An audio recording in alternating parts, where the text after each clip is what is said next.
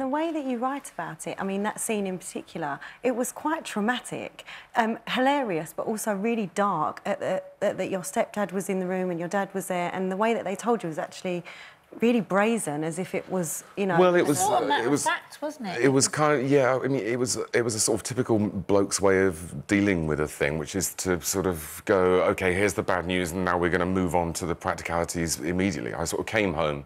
I only really saw my dad at Christmases and birthdays, but he was there. I knew my mum was ill, but I didn't know exactly how ill, and I hadn't asked, and no one had told me, and I'd just been avoiding the subject, yeah. Didn't want to know.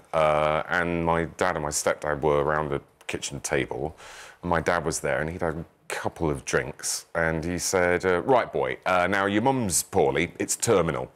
Now, Derek, and he started talking to Derek about, you know, you're probably going to need to get a cleaner in, because, well, it's difficult keeping it, and he started talking about the cleaner. And then anyway, then I had a conversation with Mum, and she said, I'm sorry, that was a horrible way to find out, and then we did have a conversation, and she, you know, she said, you know, I put it in the book, is there anything you want to tell me or you need to ask me?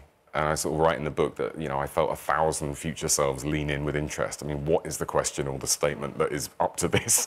Apart from I love you, and I didn't really trust myself to say that without breaking down, and I wanted to be, you know, strong. And I ended up saying, you know, the thing that was really bothering me at the time about being 17 and me, I said, well, everyone seems to assume that I'm having sex all the time, and would it surprise you to hear that I'm a virgin?